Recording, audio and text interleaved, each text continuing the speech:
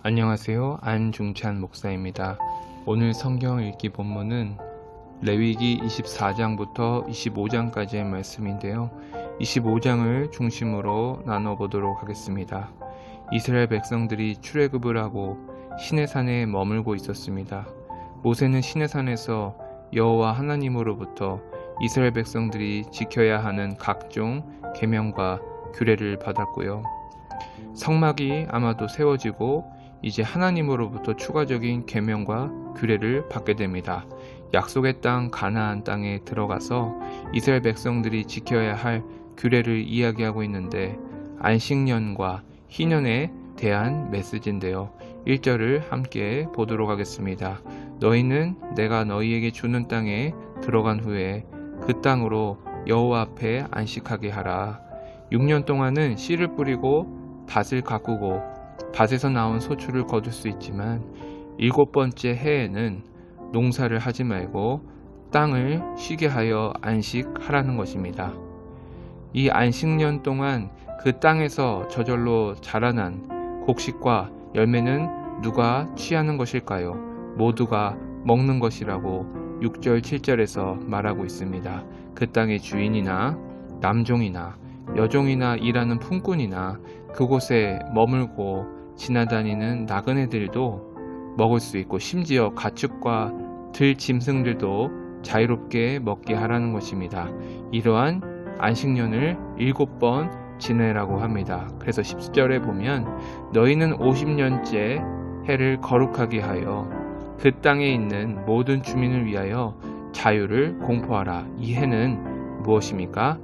너희에게 희년이니 너희는 각각 자기의 소유지로 돌아가며 각각 자기의 가족에게로 돌아갈지며 50년째 되는 해는 희년을 선포하고 이스라엘 백성들은 자신이 최초에 분배받은 소유지와 그 가족에게로 돌아가라고 합니다.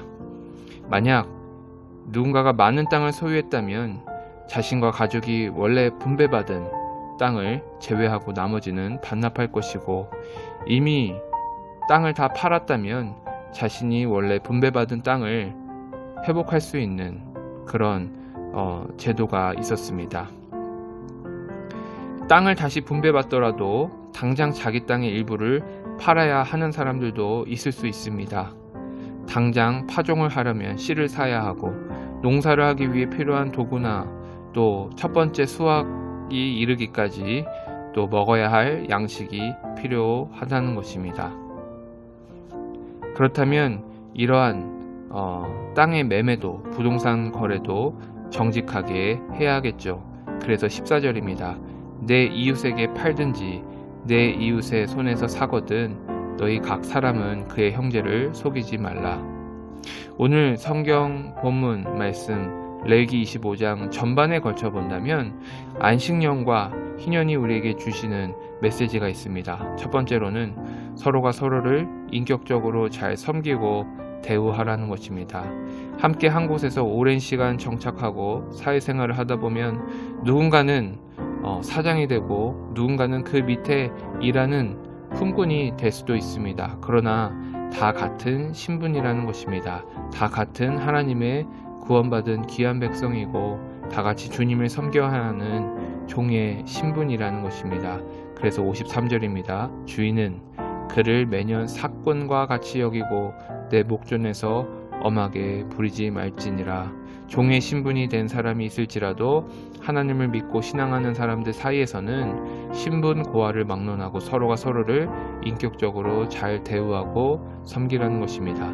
두 번째로 우리에게 교훈하는 것은 서로가 서로를 속이지 말고 정직하게 거래하라는 것입니다. 17절입니다. 너희 각 사람은 자기 이웃을 속이지 말고 내 하나님을 경외하라. 나는 너희의 하나님 여호와이니라.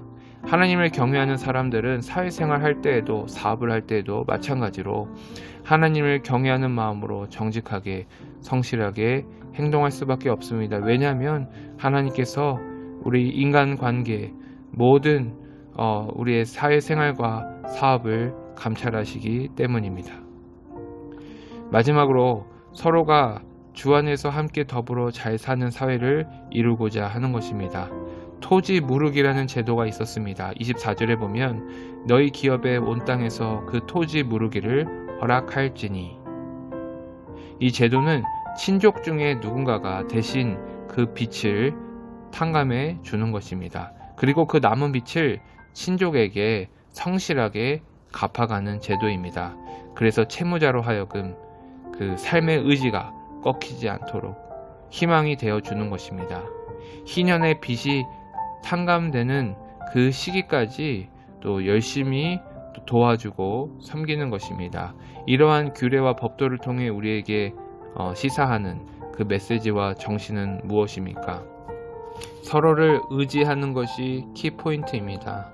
우리가 서로를 의지하고 서로가 서로를 돕고 서로가 서로를 구원할 수 있다는 것입니다. 서로가 서로를 구원하지만 이 모든 것을 주관하시고 역사하시는 것은 우리 모두를 사랑하시고 우리 모두를 연합하게 하시는 하나님 아버지 여호와입니다. 그러므로 성도님 여러분, 저와 여러분이 오늘날 누군가에게 위로가 되어주고 누군가에게 힘이 되어주고 누군가에게 구원의 역사가 되어주는 예수 그리스도의 산 소망과 삶의 희망이 되는 주님의 복된 성도님들 되시기를 간절히 축복합니다. 기도하겠습니다. 하나님, 오늘도 우리가 주님이 인도하시는 그 약속의 땅에 서 있는 줄 믿습니다. 그 약속의 땅은 나를 위한 배불림이 아니라 우리가 주 안에서 서로를 섬기고 서로를 주 안에서 위로하며 서로가 주 안에서 잘 살아갈 수 있는 믿음의 버팀목이 되어가는 것입니다. 구원의 손길이 되어가는 것입니다. 우리로 하여금 하나님의 그 아름답고 선한 도구가 되게 하여 주시옵소서. 그러므로 우리 모두가 오늘날 누군가에게 위로가 되어주고 누군가에게 힘이 되고 누군가에게 구원의 역사가 되어주는 예수 그리스도의 소망과 삶의 희망이 되는 복된 성도님들 되게 하여 주시옵소서. 감사드리며 우리 주 예수 그리스도의 이름으로 기도하옵나이다. 아멘.